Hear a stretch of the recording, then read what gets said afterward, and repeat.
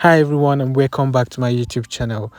Alright guys, today we're going to be making a recipe called Okazi soup. But first of all, let me quickly apologize for not being uploading all this while. A lot has been happening coupled with COVID-19 and I am truly sorry for keeping you guys mood all this while. But trust me, I am back. I am back for good. So what we're going to be doing this year, or what I'm going to be doing this year, is I'll try as much as possible to upload like once in a week, or maybe probably twice in a week. But if twice in a week is going to be possible, I will still let you guys know. So yeah, today, so we're gonna make Okazi soup.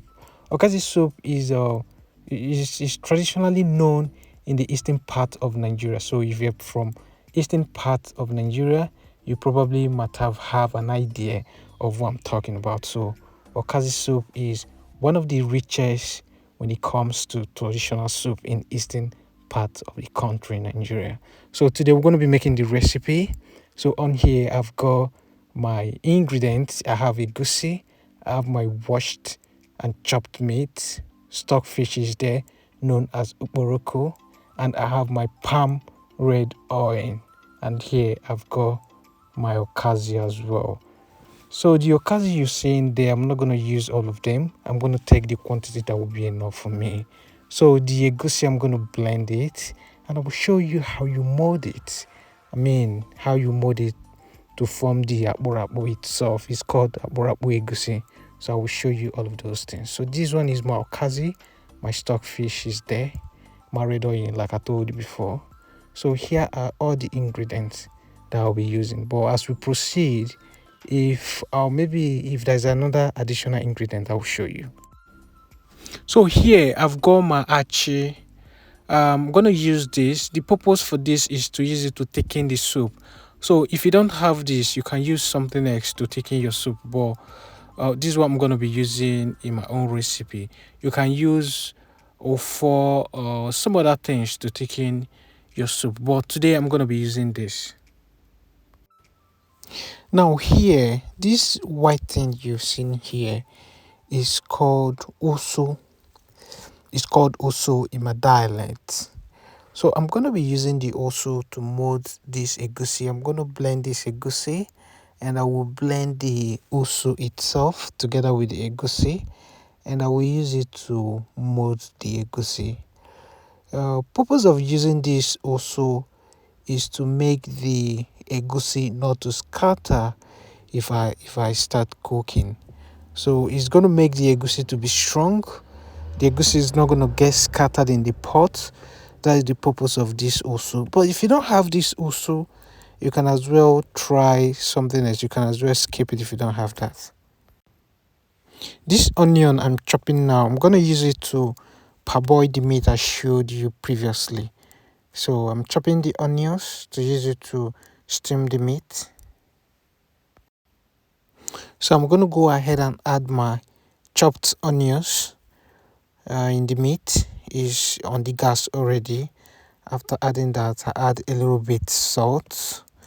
Add a little bit, the one that will not be too much. Then after that, I'm going to go ahead and add a cube of seasoning. Just one cube for now. But as we proceed with the cooking, if necessary, I will add another one. Then here is my stockfish. I've added my stockfish to it. So what I'm going to do now is to cover and cook. So I'm blending the egusi. As you can see inside the egusi bowl, I have the usu I told you previously. So I'm going to blend all of this together with the egusi, and after blending them, I will show you how I'm going to mix them, how I'm going to start molding. But for now, I'm blending the egusi. I'm going to blend it together with the usu. I'm not going to just for time's sake, I'm not going to take you through all the blending process. So I'm going to cut some part to save time. But stay tuned. Once I started molding, I'm going to show you how you do it, how you're going to keep mixing until you started producing oil. And in this case, if you're molding your egusi If the egusi didn't produce oil, which means it's not going to give you the result you want. So here is the egusi. I am done blending. So what I'm going to do now is to start mixing. Here is my chopped pepper and chopped onion. Reason why I chopped it this way is because I don't have the mortar to pound it, and I don't want to blend it in my blending machine, so that is why I chopped it this way. In case maybe you want to try this recipe, you can as well blend yours if you want to. It's the same thing. So what we're going to do now is I'm going to add the chopped pepper and the chopped onions inside the egusi that I've blended already. Then we'll start molding. I'm going to show you how to do it step by step. Something that if you want to do it, you get patient. Now let's add the chopped pepper and the chopped onion. I'll show you how you're going to do it. It's something that you have to be patient. It takes time. First of all, I'm going to start mixing it with this stick I have here. Then after that, I'm going to use my two bare hands. But if you've not tried this before and you just want to give it a try, I will advise you should use your two bare hands. I mean, when you use your two bare hands, it gives you fast results. So here is how the egusi looks like. So far, this is how far we've gone, or I have gone. It's something that takes time. So if you want to try this recipe for the first time, I will advise to be patient. So here is my warm water. It's something that you're going to be adding if you're mixing. But please, if you want to add, do not add too much. If not, your egusi is going to be watering and you wouldn't want that. So this is how it looks like. It's something when you're mixing it, you adding the warm water. You see the teaspoon in there is something that you will use. Please, like I said earlier, do not add too much water. If not, your goose is going to be watering and it's not going to produce any oil. So it's something that you take the teaspoon and you add little quantity and you watch if you're missing the consistency is giving you as you proceed. So this is how the egusi looks like. What I'm going to do now is I'm going to get rid of the oil. I'm going to squeeze it away. I'm going to squeeze it out and I will start molding. Yeah, here we go. So this is how it looks like. I just wanted to show you. You see the oil the egusi has produced so far. So what I'm going to do now is I'm going to squeeze it very well. I'm going to squeeze the egusi very well because we must get rid of the oil. We must squeeze the oil away from the egusi before we start molding. Okay, make sure you squeeze very well. Now squeeze very well, press it very well. You see the oil that it's bringing. You must make sure all the oil gets away from the egusi before you start molding. Then another thing before I forgot, you see the oil in the bowl. Do not throw it away. You can as well use it. You can as well add it in your cooking. Now here is the pot. I have a separate pot where I'll be cooking the egusi. You must have a separate pot for it because it's something that you need to cook separately before you add it in your pot. So this is how the molding looks like. This is how you mold them. You mold them very, mold them step by step, in smaller sizes before you start cooking. So once this particular set is done, then we'll move to the next step. So here is my pot of soup.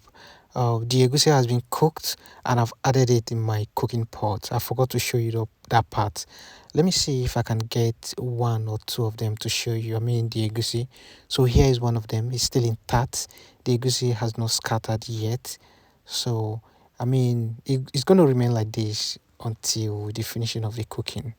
So what I'm going to do now is to add some of the ingredients that I've been using to cook. I've got my stock, the one I parboiled before. Here I've got my stock, my extra egusi, the one I will add later as we proceed. So yeah, once you're done with with the molding of egusi and everything, you can go ahead to cook. So what you would do is just to add it in your pot and add your ingredient just as a normal cooking. Maybe if you're cooking other soup like egusi, or just ordinary egusi, or maybe bitter leaf soup and stuff like that. So what we're gonna do now is here I've got my chopped pepper. I'm gonna add the pepper to the cooking, and I will introduce other ingredients. Just stay tuned. So let's see how the cooking is going. So what I'm gonna do now is to add my chopped pepper, and when I finish adding the chopped pepper, I'm gonna cover it to boil the more before I introduce other ingredients. So I've added my pepper, and what I'm gonna do is just to cover it and allow it to boil the more. Now the soup is boiling. Let me open it and check how it's going. Now I'm gonna go ahead and introduce other ingredients. Like I told you before, I have my extra egusi, the one I will add. The purpose for the egusi is to make it to take in the soup, and that's why I'm adding the egusi. So now what I'm going to add is the achi I told you before. So I'm going to add the achi, and after adding the achi, I'm going to turn it and leave it to boil like more one time. Then I will add other stuff. So let's go ahead and add the achi. So after I finish adding the achi, I'm not going to add all of them because it's too much. So I'm going to just take the quantity that will be enough for me. So I'm done adding the achi. So what I'm going to do now is just to turn it. Yeah, I'm going to turn it and I'll cover it to boil the more. When it's finished boiling, then what I'm going to do next is go ahead and add the meat I told you. This is my already cooked meat. What I'm going to do now is just to add it in my cooking. After adding it, then I'm going to turn it. After turning it, then I think we're going to allow it to boil the more before we go ahead with other ingredients. So here now I have my egusi, the one I've told you about. I'm going to add it here. Actually, why I'm doing this just to, just to make this soup to be more thicker. Despite that, I've added achi before. So that is the essence of the extra egusi. So what I'm going to do now is just to turn it. Yeah, after turning it, then we're going to add our crayfish. I've showed you this crayfish before. So we've added our crayfish. So next, what we're going to do is just to add our okazi. This okazi has been washed very well. I've added it, and what I'm going to do now is just to turn all of them together, mix them together, and our soup is ready. We are done cooking. So this soup, you can use any swallow of your choice. You can use semo, you can use fufu, you can use gari, you can use whatever swallow of your choice. So yeah, we're done cooking. Please, if you like this video, give me a thumb up, share the video. If you want to try this recipe, you can as well go ahead. It's not that hard. The most important thing is just to get the egusi ready and you're good to go. Thank you all for watching, and we'll see you again in my next video.